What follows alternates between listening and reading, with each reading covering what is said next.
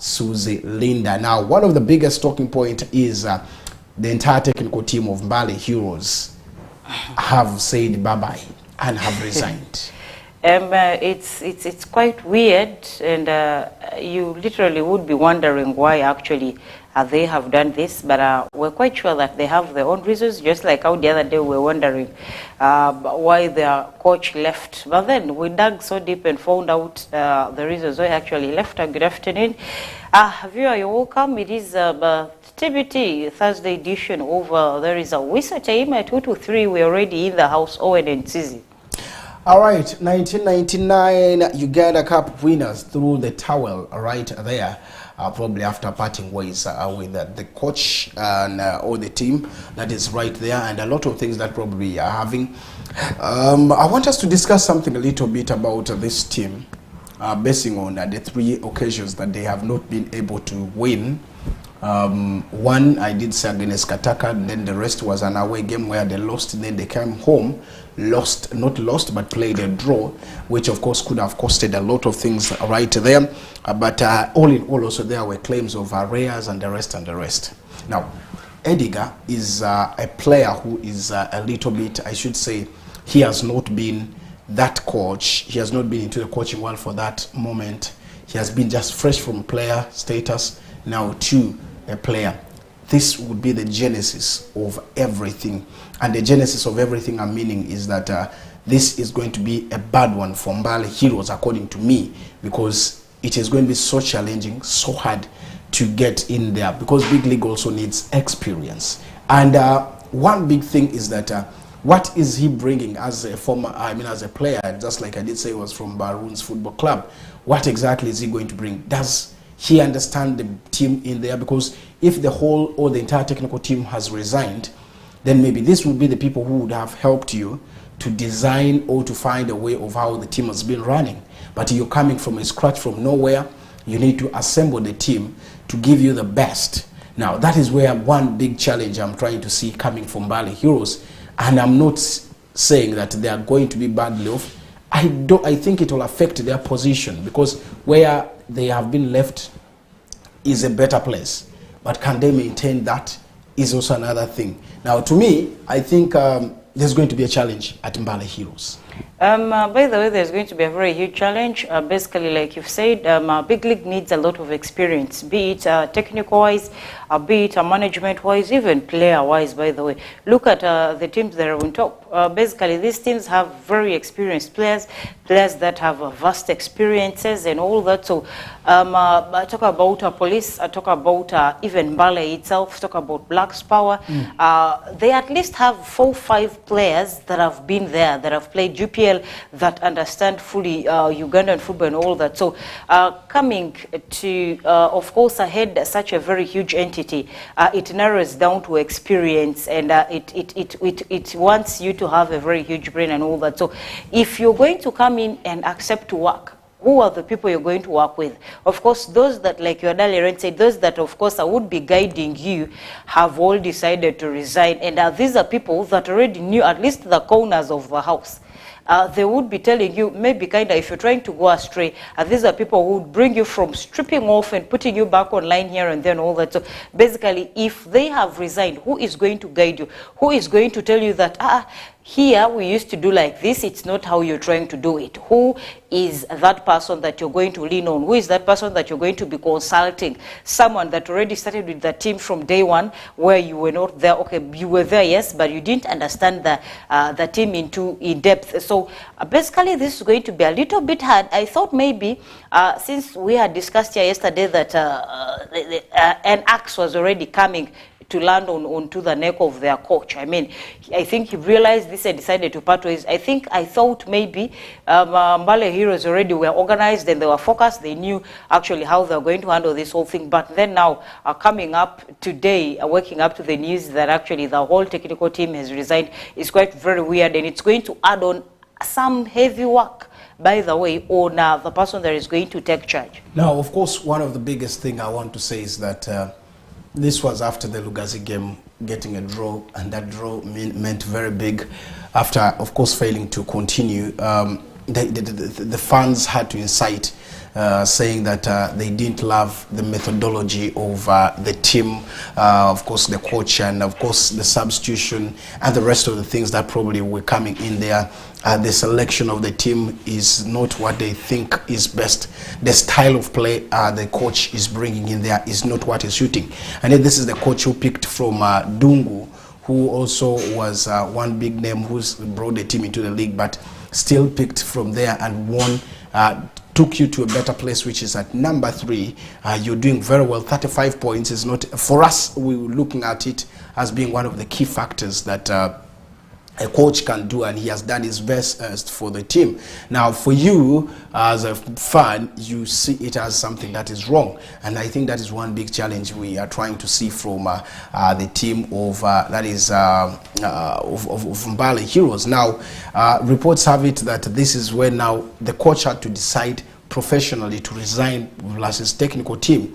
Now we've seen an interim. The good thing is that they will not have a game, I think, this weekend, and they will have to restructure. And other rumors have it that, of course, the man Dunga Dungu will be coming back into the team to take on right there. The question is, does he have the professional qualifications for the team? And that is where now one thing also you should be asking, because there's a CAF level that is needed. Yeah. Probably CAF B. CAF B at there is a big league level for you to take charge. But then I think they are now looking into, of course, the available options, because the time is against them. Basically, they need to finish that run that they actually started from day one of Big League. I think they're looking to maintaining still the good positions, or even finishing in a better side where they can attain an automatic promotion. But then it's going to be a little bit hard. We shouldn't be surprised if this whole thing that is happening at Mbale Heroes is going to eat them up, by the way. They have games, yes. I think the next game they have yesterday told us was up to 14th, which is quite good to actually give them enough time, to give them ample time to restructure, to see to it who they can bring and all that. So basically, this is going to be very, very hard for them. And I think now they're looking at Dungu simply because he already worked with them, and bringing him on board is going to be like a continuing from where he stopped, because these are players that he worked with from the other levels before they crossed to the current level. There is Big League. So basically, I think for now, they don't have any other options to do. They are literally looking for the available options within reach. Yeah, of course, that's one big thing that we are expecting to see right there. So we wish them the best. Yesterday there was a friendly where we did see, of course, the team of Dramachako, of course, showing, showcasing, of course, talent. They played against Sonduparaka, a game that ended 2-2 to Dramachako, and a lot of things happened there. I did see the game, of course, going well, but of course, after game reactions or in game reactions, I think we need to style up. That's one big thing I can say, where you all the time want to be chaotic, even with the minors. So I think that's one big thing that is there. But for those who tried following, because I did see one question yesterday about that. Yes, they went in for that. Now let's go to the rugby world, where of course there's also a lot of things that have come through. In rugby, there's that story that has come just there. Pools have been released for, that is the 2024 World Rugby Sevens Challenger final rounds in there. And the ladies team for Uganda, or the world, the Uganda rugby women team, or the ladies team, is in contention. And Uganda's ladies rugby cranes are in Group B, according to the report coming in here, with the teams with countries like Argentina, Paraguay, Papua New Guinea, and of course they will be making sure that they have this moment in there, and they will have to play against all pool opponents except Paraguay. That will be coming right there. Pool A has China, Thailand, Hong Kong, China, and then of course Czechia. That is there. Pool C has Belgium, Poland, Kenya, and Mexico, and the tournament will be played at, that is a place called Harik Raimanza municipality in that is Krikwao. That's going to be one big one. This tournament is going to be in Germany, where you will be seeing this activity taking place. But Uganda, against the countries you have just had, Argentina, Uganda, and Paraguay, that will be right there. New Guinea. What do you think about that? It's going to be quite very good. Our team, Uganda Rugby Sevens, literally represented us also well in the All African Games, where the both sides, the female and male teams, came back with gold medals. So that clearly should tell you something that when it comes to rugby, Team Uganda is a plus. Whichever challenge they're going in for, whichever tournament they're going in for, I always have trust in them, in that they literally always go in, represent us so well, and come back. This, of course, is attributed to when you look through all the scopes of sports in Uganda, you'd actually get to realize that it is rugby that does not rest.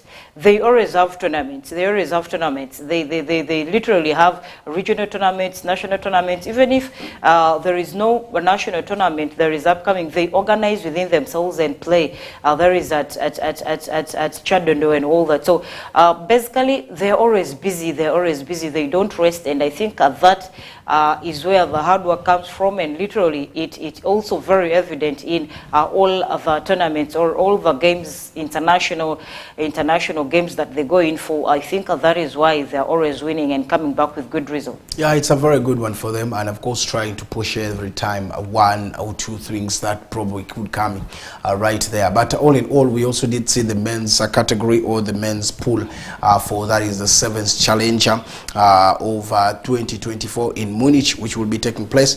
And group pool A has Uruguay, German, Georgia, and of course Papua New Guinea. And then you have Pool B, where of course Uganda still also lies with Hong Kong, China, Uganda, Tonga, and of course not forgetting Mexico. That will be right there. Group C has Kenya, Chile, Portugal, and Japan. That is going to be there. So Japan is also in that group. But for this, after of course the respective final rounds, that means the overall top 4 teams from that is this season's Sevens Challenge Cup in the series will compete against of course one of the overall bottom 4 teams from seasons HSBC, of course, an SVN series in grand finale, according to the report coming in from the qualification of the tournament. So that's how it is. And the boys or the men's team or the Uganda Sevens Challengers have always been so dominant. They have always shown what exactly you've just talked about in there. But this is the time for them to also showcase and make sure what exactly could be coming in there. For the men, Uganda stands, of course, no realistic mathematical chance of progressing into Madrid, and there's their Sevens Challenger campaign, of course, was drowned in the sands of Dubai and failed, of course, to recover. And that is Montevideo. No, it was Montevideo, where, of course, they had their moments in there. So Munich is one big place now to show.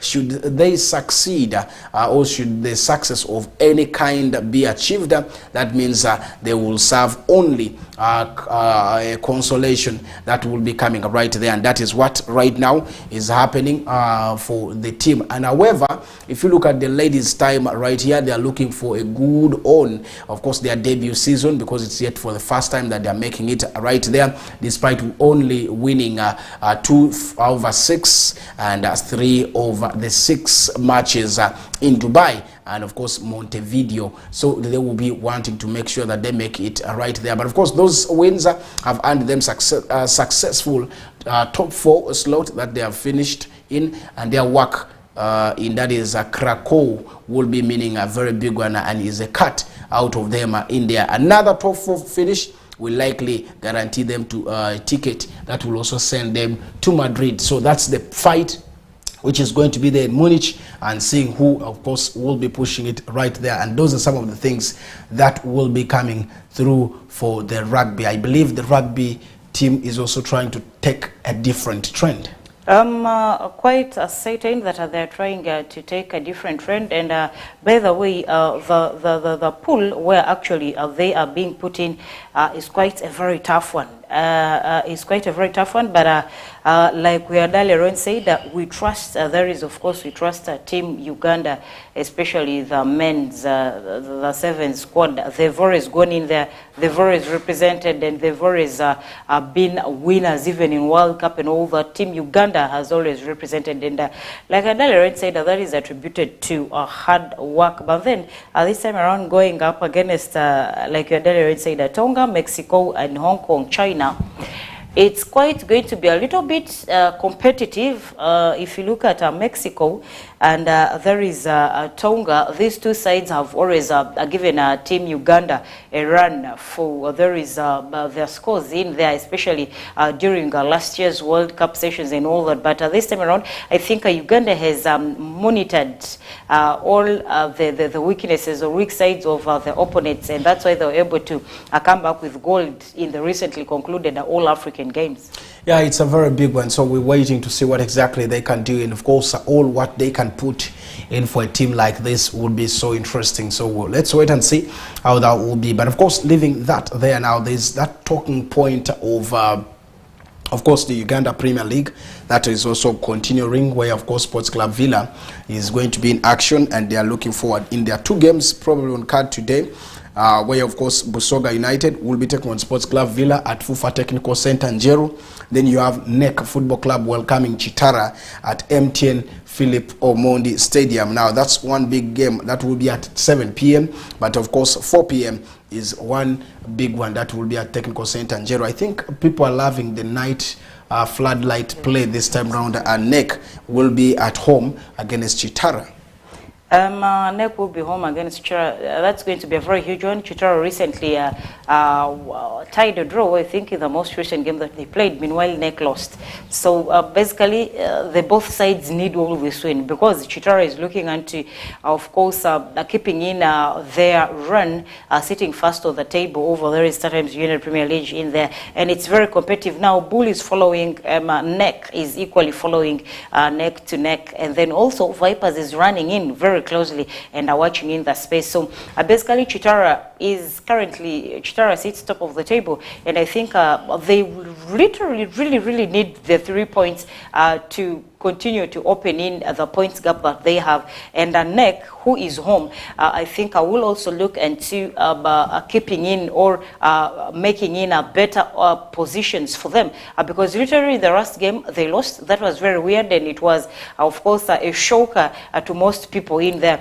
So today, NEC being home, it's going to be very tense, and I think every other player of theirs is around within the squad, team news and all that. So basically it's going to be a very tough one. Both sides guaranteed of the 12-man squad. So basically, the best team, of course, will be decided at the end of the 90 games under the floodlights. Okay, now, of course, elsewhere, the Jogos will be also in action against, that is Busoga, when they make that trip to Jinja in Fufa Technical Center in Njeru today. I should say they should be already there, but of course, the worry over that is the threat poised. That is one big question that they are asking. Their hosts, who, of course, are fighting for relegation monster, but for them, they are fighting for, of course, a very good position right there. Sports Club Villa could trim, of course, the points gap, at that is the top to only just 2 points. That is, if they win today's game, it will be very interesting for them after if they can win this. So it is going to be a very big one. Remember, Regan Mpande, the new signing they had from Arua Hill Sports Club, who made, of course, a cameo to his debut, his appearance in that is the 2-1 win over Mbarara City, knows what to expect from this very game. So it is going to be one big thing. All eyes will be on him, and the team is all in good shape. Remember, they have few injuries or injury concerns right now, and everybody is prepared to go out for the game right there. Busoga United is not an easy team, just like maybe people would say, but of course, especially when they need this more in terms of the relegation, they are trying to battle, fight in here, and they will have to make sure that things need to work. But what can the Sports Club Villa team do. It's just a matter of putting or following the coach's instructions to make sure that things go their way. And that is one big thing that they are going to be using, and let them use the power of what they think they can. But remember, Busoga is going to be at home, and Villa will go into the game without a midfielder enforcer, the man by the names of Hamis Diago Serumaga and Gavin Kizito, who are of course suspended, but of course have enough of, that is, their games in their armory, you should say. They will be looking forward in there to cause problem to Busoga United. For that is Busoga, who are of course 14th with only 17 points, lost their their last four game. Their last game to KCC, it was 4-1. But of course, they will also be showing that they really need to show to the world that this is the moment, and the great against, that is the 16 times league winner. That is going to be one big one. So Sports Club Villa, if you look at their head-to-head, I can tell you that they are unbeaten from, that is, the home this season, because they have done everything, and overall, and unbeaten in, of course, the last 8 league games since 2-1 defeat to KCCA Football Club. So that shows you how good they are and what exactly people would think about them in this game in there. That means it shows that they are the favorites for the game today. But of course, maybe football-wise, things can change. So Susie, I come back to you. Do you think they are, after all this, they will be the favorites for the game? In the most recent, for there is Villa, they were of course able to pick a win, and this time around, if you of course check at the game that actually they will be taking this time around, it's going to be a little bit hard because, one, they are the visitors, and Busoga is home. Literally, Busoga needs this very win more than any other person. You have basically given in the insights actually as to why they need this win. They of course sit in the red zone, and this win literally will of course help them to see to it that of course they push through out of there is the red zone basically. So if they win this, which of course I see is going to be a little bit hard for them, it would propel them out of there is the red zone. But then, like your earlier said, I see all odds, of course, are favoring there is Villa. We've seen Villa visit, of course, a lot of clubs this time around within there is the score of UPL, and they've always won. Anytime they're visitors, they've won. So this time around, Villa has, of course, picked in a lot of momentum. They go in there and winning games for fun, and they are literally beating in all their opponents. But then this game today, trust me, it's going to be a little bit hard for Villa. Of course, you gave us the team news over the people that get to miss in today, and those, of course, that will be in play. They have a very rich squad. They have a very rich bench. Literally, even if some other people are ruled out for injury, trust me, the coach does not find it hard to, of course, choosing the people to replace. Literally, initially they had the goalkeeper that picked an injury here during the FUFA drum games, but then they've been having a very good run. Mainazim, there is Norman Angufindru, and he has returned into the camp fully fit now to take on any challenges. But even in his absence, the team was doing quite also well. Even the second choice goalkeeper saved, I think, 2 penalties or something of that kind, which was quite also good. That's why I said Villa has a very rich squad, be it in bench and all that. This, of course, is going to be a little bit tough, even if they are the visitors. I will have to agree with you that the odds are favoring Villa in this very game. All right, that's one of the biggest things that we should be looking at. But of course, all in all, I think we are expecting a very tight game, 4 p.m. And then we shall be also seeing NEC against, that is the team of Chitara at 7 p.m. A tough game to say, and we will be waiting to see what exactly that would be. Now, elsewhere, Uganda's female referee has also been appointed as one of the referees to officiate in, of course, one of the recognized leagues in there. I'm talking about the 2024 Olympic Games that is going to be in France, and this time around Paris is the place. Shamira Nevada was selected, of course, amongst the referees to officiate at this year's Olympics game in Paris. Talking about Shamira Nevada there, she has literally been seen officiating a lot of games. So she has all the experience, and it's quite a very good one that our own gets to represent. Far much excited that it is a female that is representing in there. So basically, this is quite a very good one. And thanks to the selection team or the stakeholders that were able to realize that she needed to represent in that. I think this also narrows down to the level of experience, to the hard work and the papers that she has added on to her rich CV that literally has landed her into the officiations in Paris in the Olympics Games. Yeah, it's going to be a very interesting one for her, of course, who has been one of the key names right there. Remember, she has done a lot for the country before, of course, getting all this. She got the badge and she got this. Now, FIFA referees committee yesterday, it was on Tuesday, confirmed 89 match officials and 21 referees and 42 assistant referees, as 20 were going to be for, that is, the video match officials and the support referees, as 45 countries to be officiating the matches that will be in the Olympics or football tournament Paris. And this is going to be so interesting. Now, I want to say that Nevada will serve as one of, that is, the 6 support referees that has been mentioned in there. I think this gives them, you see, very many times people say the referees in Uganda are not paid, which is true, maybe, I don't know. And referees complain that their monies maybe are not paid on time. Which gives them in. But I think it's all about devotion. It's all about how you keep the consistency and you get a chance to go for this. This lady has been in this league for quite a long time officiating.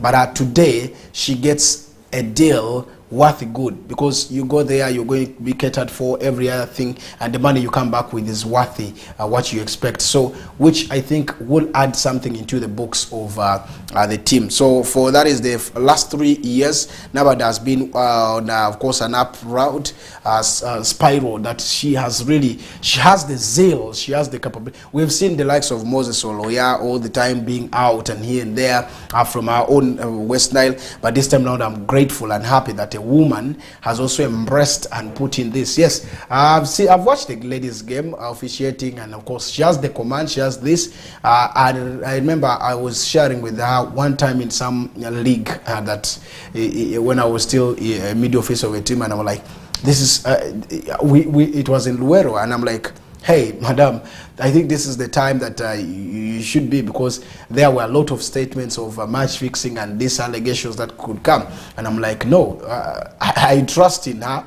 And indeed, she officiated the game well. And though the result was against us, but you would see that she was really a commander in the pitch.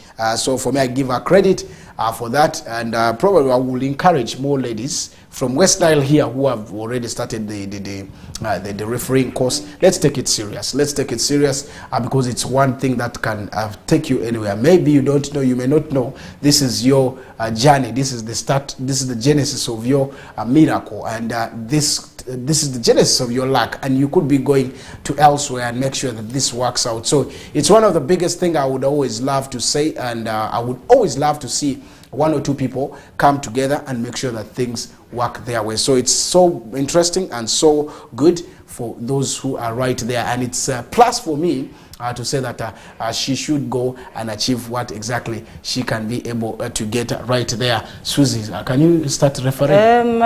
It's in the process and pipeline. Remember, in these Olympics Games, Egypt and Mali already qualified to represent there is Africa, and in the men's category. Meanwhile, in the women's category, Nigeria will be facing South Africa, and Zambia will take on Morocco to decide who takes the 2 slots, and Canada had already qualified automatically to represent in the women's league. Yeah, it's a very big one. So that's how exactly the teams are set, and that's how teams are waiting to see that things work their way. But blessing follow you and blessing follow me. I know next time you will see that I'm officiating. But all in all, it is one big thing. I want to say, encourage people that whatever you have taken to go and do as a job, please, let's continue with the process and make sure that things work your way. So that's the only encouragement I can give you as we push right there. Now, leaving that there, I've just told you that a lot of things have changed and here and there, but we shall be coming back in the second round or in the second round of the show to give you a few of the internationals before we say bye-bye to you. For those who are following online, for those who are following, of course, on the screens, I should say you are all tuned to West Nile Television. It's the whistle time every day from 2 p.m. To 3 from Mondays to, of course, Saturdays. So for today's edition is the Thursday, and we're still giving you more and put you all that you deserve to know, courtesy of that is the Whistle Time team right here. Let's take a break. We'll be right back.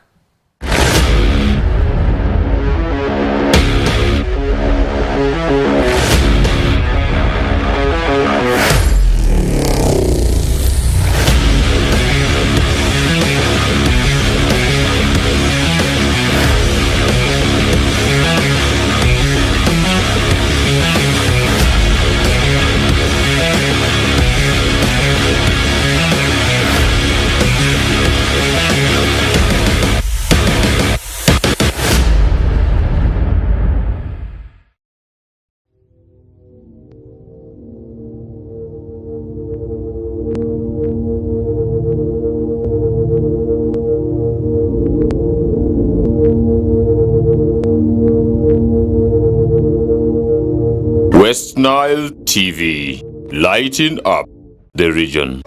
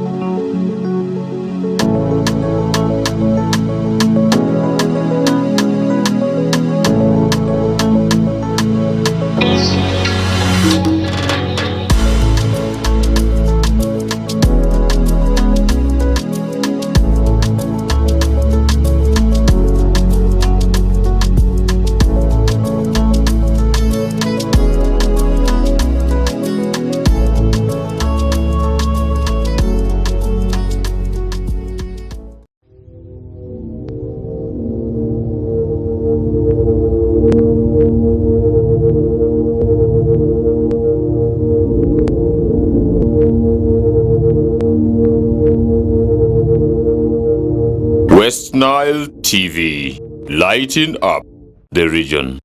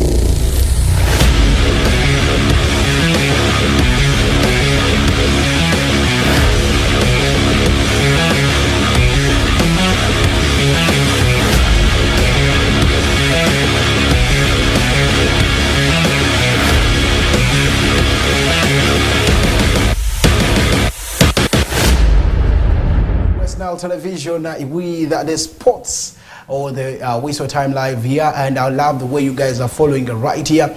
From that is all angles, one of course from different angles. So I've seen your comments. I'll be checking through and probably reading them for those who are right there, because there are a lot of comments coming through through the Facebook and of course through the YouTube channel. So I'll be getting to that, and probably also I'll be giving you updates about what exactly we really need to do from different angles. And the Manchester United Chelsea game, someone was like, give us what you think about this. You can also do your prediction, what you think about Manchester United. This person and actually predicted a draw here. And yes, Manchester United and of course the Chelsea thing, what they can do. So a lot of things that will be right there. Now, those are some of the big things that we shall be talking about throughout the game in there, the statistics, and of course some of the previous head-to-head, what exactly it is. Someone was today was where someone is like, now again, Owen, Manu is going to give us hard time. They like giving us. At least we should win this time.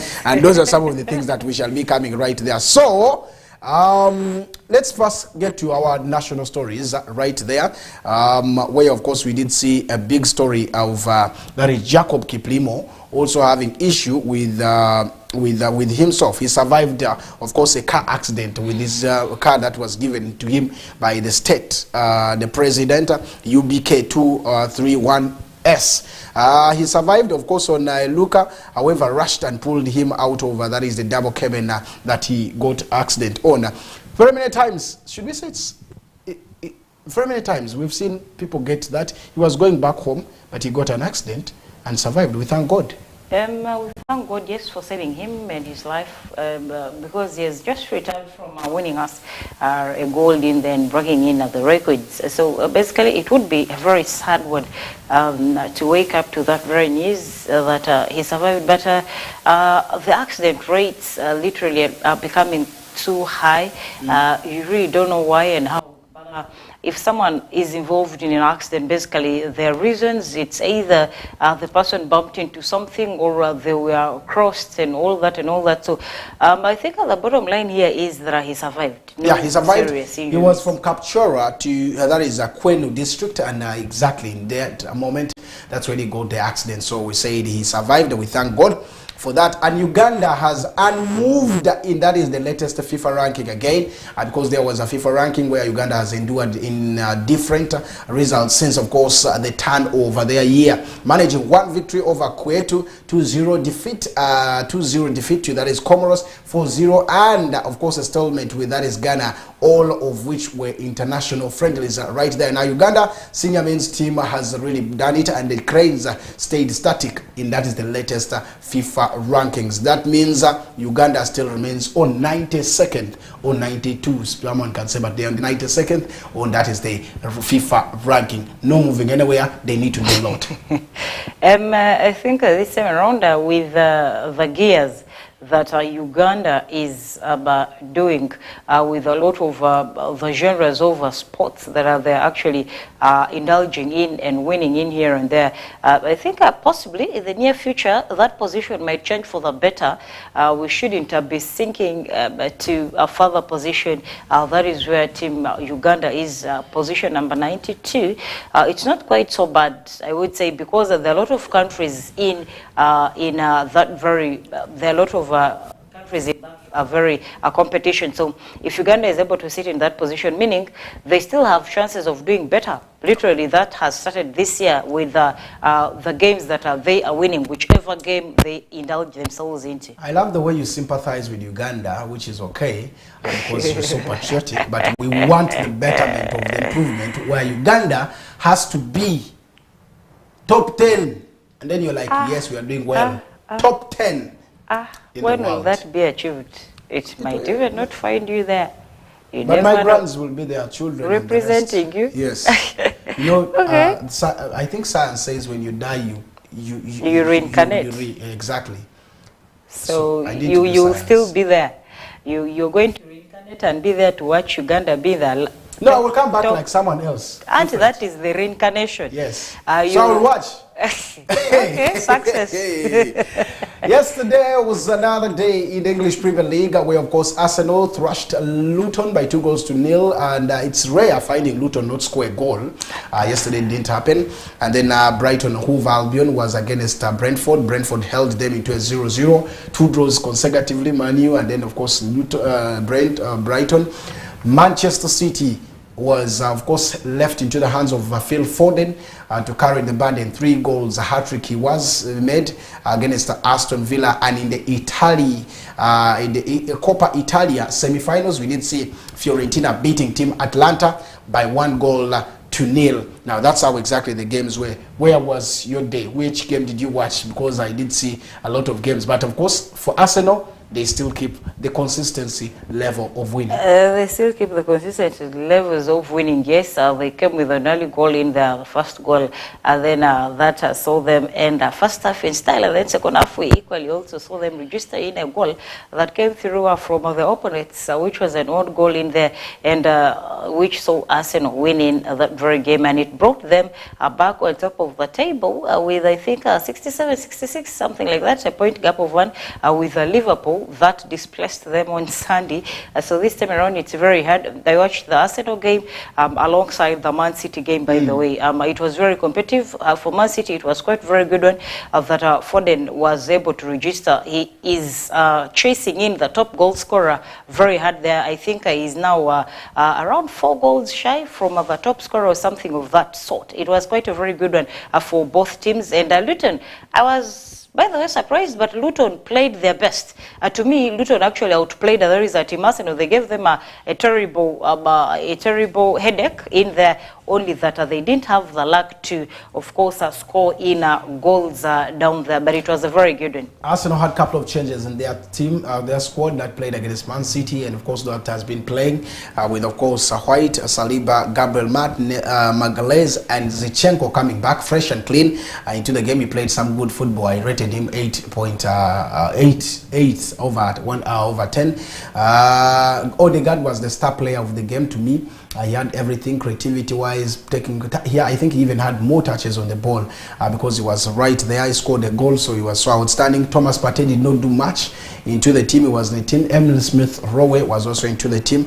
Nelson, and not forgetting Havertz alongside, of course, Trossard started the game for that is Team Arsenal, which meant very nice to see because they have next is Brighton. I know that was a good tinkering after Brighton. That's a tough game. And then you have Bayern Munich to play again in the Champions League. So I think Arteta is trying to shape up his team to see what exactly meant in there. Phil Foden got onto the score sheet thrice for that is Man City. Still, they now equal the position with, of course, they equal the points with team Liverpool, who have a game at hand tomorrow, today to play with 67 points. So if Liverpool plays today and wins, they will still go back to the top. But Arsenal is on top with 48 goals and 68 points right there. Liverpool has 40 goals and 67 points, as Man City has 38 goals, 67 goals right there. But my question was, Aston Villa, do you still see them being there? Because they played a draw yesterday. They are 59 points right there. Aston Villa sits on top of there is a Tottenham Hotspur, slightly 59-57. These two teams are basically they're there, but I don't see them finishing in that very position at the end of the season. It's going to be a very tough one for the fact that Aston Villa didn't win their game yesterday against there is Manchester City. It's going to be a little bit hard for them being beaten 4-1, man. In that good position, I literally see them being displaced in the position number 4 where they sit with 59 points in there. Brentford and Brighton played a 0-0. It was shocking. I expected at least one person to beat the other. All right, now that's one big one. Today, Liverpool will be at 9:30 against Sheffield, of course, United, and you will be seeing Manchester United going to, that is Stamford Bridge right there. I am wanting to say, what do you think about this game? Probably I am being tempted to ask you that because it's a tough game to say right there. And just a few of the statistics that I can give you about the whole team is that Manchester United and Chelsea will be a very, very decisive one. Someone said, there is Chandia and Dasi was here.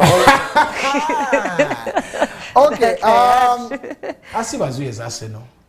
Sandia and Sandero. Sandia is now Chelsea. Because Arsenal, even you wait, if I'm lying, you will see.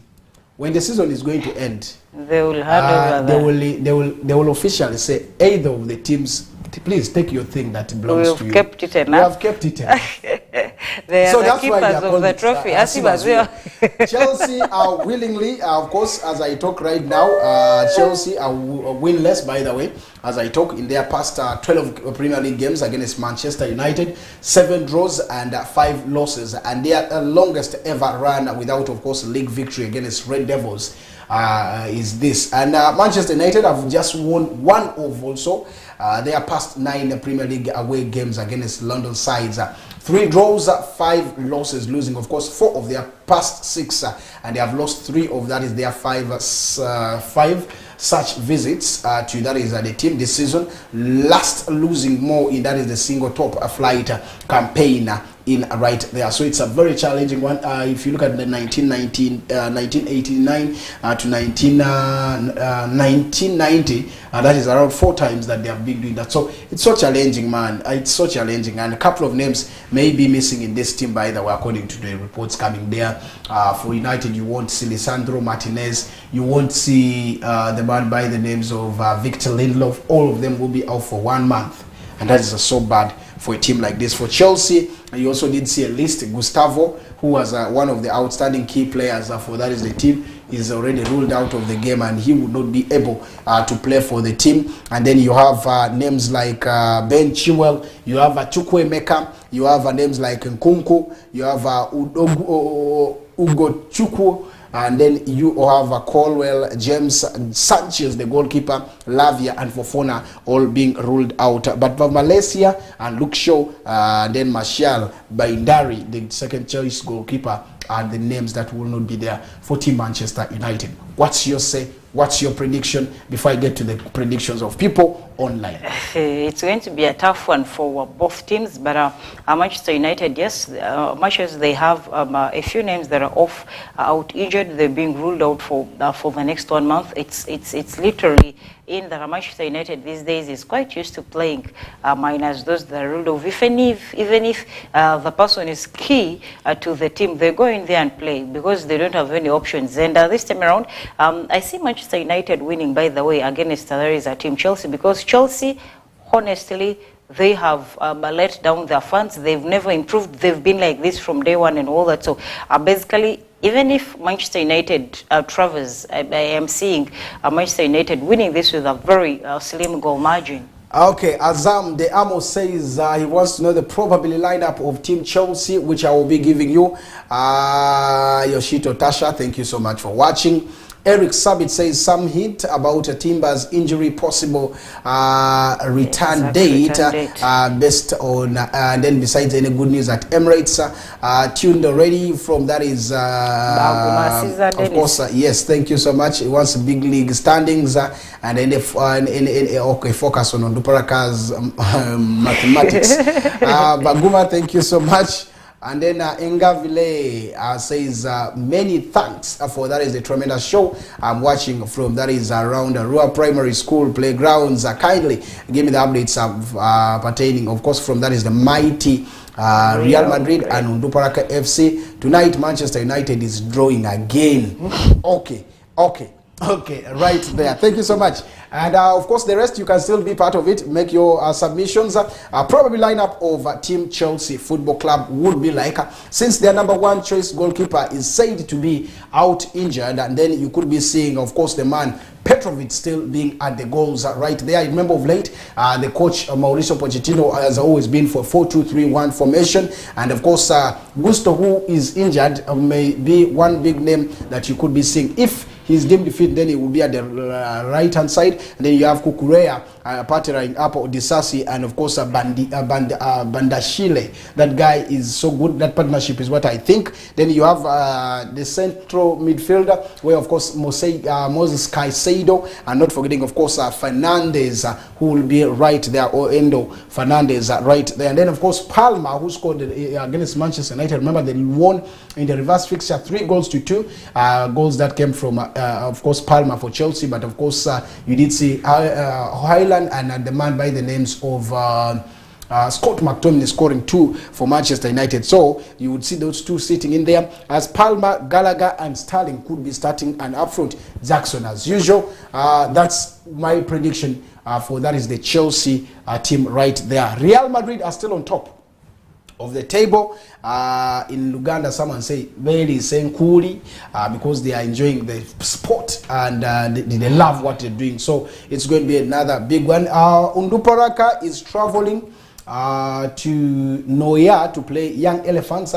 I'm just meant to know that the team is also set anytime by maybe by Saturday. The team could be traveling for Noya or Friday. So it will be coming, of course, with the full details, but they will be going away and all the players are fit for the game. I did tell you they played yesterday, and that's one big thing right there. Arsenal are looking forward to see that they need a striker, and one of the striker they are talking about is the man by the names of Victor Osimhen is the name that they want to bring into their team. So he's being lured by very many of the Arsenal ex-players, and then the Nigerian players who have been influential into the London team. They are looking into seeing that Victor Osimhen comes into the team to boost up right Arsenal's team. Susan, unless you have other things to say before we get off. Arua City has a game this Saturday as in Regional League, Nyagaki Zone, as we'll be seeing Pai the Black Angels travel to there is a Pakwach to play Pakwachi Youngsters at a match. It's going to be a very decisive one because the two are basically fighting to see who leads the table in Nyagaki Zone Regional League in there. All right, that's one big thing. And Arsenal's Thomas Partey says he still wants to stay at Arsenal. That's another news from Arsenal. Thank you so much for watching. Thank you so much for being part of the show. It's been Owen Ezaga and, of course, my partner here, Linda.